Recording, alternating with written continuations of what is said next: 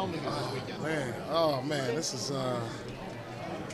man, words can't even describe it right now, man. This is just like, you know, when I get to this day, I'm like, it came so fast. I remember, like yesterday, the day Wick called me and was like, "We want to retire your jersey," and I'm like, "Really?" Like, I'm like, already? You know, it just seems like stuff is happening so fast, and then finally the day is here. The night before, as y'all can see, I'm sweating. I don't know if it's hot in here or I'm nervous or what, but you know, just to see all the people and be with all the people who helped me on this journey to get to this point, to where I finally, you know, put a close on my career and leave a legacy here in Boston. It's just good to bring all those people in one room, because it just wasn't me by myself to get to this point.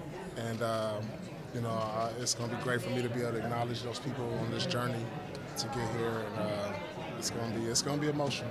Knowing this franchise the way you do, to see that your number is going to be up there with the Bill Russells, the Alex, the Kuzis. Wow. I mean, talk about crazy. just, I mean, the company that you will be keeping forever. Man, you know, it's just every day, you know, I walk into the practice facility, you see those numbers. Every day you see in the arena, you see these numbers. You know, that was inspiration. You know, those numbers hanging up there, those banners, it was just like, you know, one day, you know, I want to be up there. I want to be with this franchise long enough, because when you look at the numbers and you see accomplishments that they made, you're like, you know, that was an example for me to try to follow. That was the burning desire in me to, like, you know, I want to every day. It's like the pressure.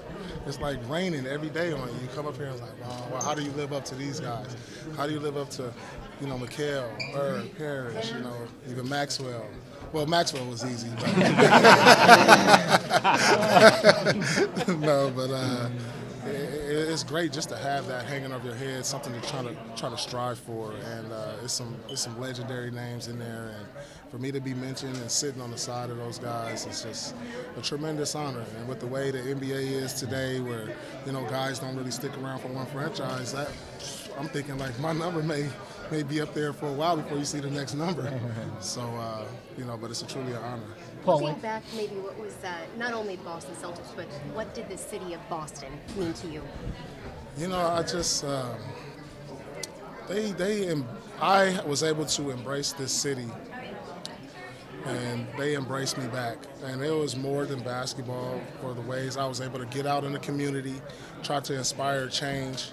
Yeah, because I think that's what it's all about. When you get put on a platform, and, you know, especially a sports platform, to where your voice is heard and you can do different things in the community, I think guys should take advantage of that. And I love to do it. I did so much more for Boston than, you know, I did for my hometown in Inglewood. But, you know, I was here, and I embraced the city, and they embraced me back. Just all the different charity programs, my foundation, the charity games, and just, you know, I was here, and it means a lot. You know, still to this day, I have kids who come up to me, was like, you know, I was part of your Truth on Health program, and now they're grown and, you know, doing really good. You know, I have those testimonies where people, they actually come up to me, you know, and so that's good that I was able to inspire change in the community, and it just helps when you could do that, especially when you're doing good on the court, and off the court is equally as well. It means a lot for me, because I get that from my family, my mom, and the ways I was able to give back. You mentioned that when you looked up, you used to say, how am I going to live up to that, or whatever. Now, what would you say to the younger generation that are going to look up and see your number saying, how am I going to live up to that? You know, the players of the past who were able to get their numbers retired, you know, they set a standard, you know, to excellence as a Boston Celtic. Now, like I said a few minutes ago, it's going to be hard to see somebody have a 10 or 15-year career with one franchise, with the way the collective bargaining agreement now. It's just that, but I just want the younger players of the past to understand that, you know, you wear this uniform not for the name on the back, but it's all about Celtic pride. And you hear that so much in this city, and a lot of people don't know what that is. It's more than just how you are just a player. You know, it's how you carry yourself, it's the things you do off the court, it's how you represent the Celtic family and these guys up there before you. And I'm thankful that I was able to do that. You know, it goes far beyond basketball, and I want the younger generation to understand that. Paul, it's a special night, Paul. Yep. I mean, without a doubt, the city raised me. I mean, you know, I've been through a lot. I mean, I had almost a tragic incident where I was stabbed a number of times in this city, and it could have went to the point to where I wanted to leave. You know, I even thought about, you know, maybe I'm in danger here, but it was just like, you know what? I embraced it, and I was like, I moved on from it, and you know, they took me in as one of their own, man. So I just feel like, you know, the things that I've been through in this city, on and off the court, you know, from an immature kid to a grown adult, I have to say, yeah. I mean, I spent more years in the city here than I spent in any other city in my life. You know, even growing up in Los Angeles. You know, I was born in Oakland, raised in Inglewood, went to Kansas, you know, so all those years all broke up. And to spend 15 years here, I could definitely say the city definitely raised me. What would your emotions be like tomorrow? You know, that's going to be hard to say.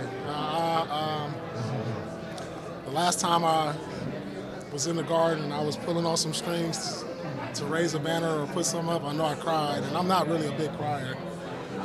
But I know my family, so many people that meant so much in this journey is going to be here, and it's going to be emotional. I know it is. I mean, because people don't understand. People see the finished product. People see what I was able to put out there on the court, but people don't actually see the behind-the-scenes journey and the people who influenced that.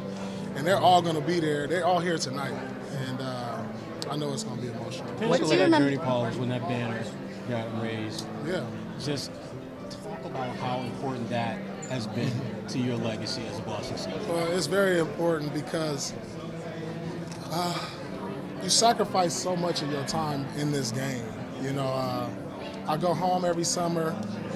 You know, you have people who lose to death. You have people who age. You miss birthdays. You miss so much because of this dedication that I put to this sport, all for me, myself, to be a winner. And it's like you miss out on so many things. And I think that's the reason I cried so much, because of the sacrifices I was able to make and, you know, give to the game of basketball. But people don't understand, you lose out on so many other aspects of life. You know, missing my kids' first time ever walking, or first time saying their first word. You miss so much in just life in general. But that's what I put into the game. You know, that's what I was able to sacrifice. And it's tough, man. It's tough. People don't know that you miss out on life, man. Just for one thing. It's incredible. Just for one thing, you know, just to be one of the best. Because you don't realize it until, like, right now I look back on it, and it's like, man, you know, you did all this for one thing because you cared so much. And you know, that's just who I was. I cared so much. I wanted to be a winner and wanted to raise a banner and wanted to be a champion. That it's, I don't know if it's all worth it in the end, but I surely feel like it is worth it. Do you remember your first game against Toronto when you were going up against Vince? What was your mindset? I mean, you were dunking and flying. Well, you know, there's always a lot of nervousness when you go into the first time in anything you do. Man, I'm so old, it's hard. I can hardly remember. I know I played against Vince, and I know he beat me for Rookie of the Year. I'm still hot at that. But you know, it's just to mark the beginning. And, you know, I want to leave a great impression. And, you know, I remember going out, I think we lost the game. But it really gave me confidence, because I remember I had almost a double-double. I had about 18 or 19 points. And that was just the start. And it was just like, you know, I can play in this league now. You know, that first game just let me know I can play in this league, both ends of the court. And that was just the beginning. And I just want to build on it. Congratulations. Thank you.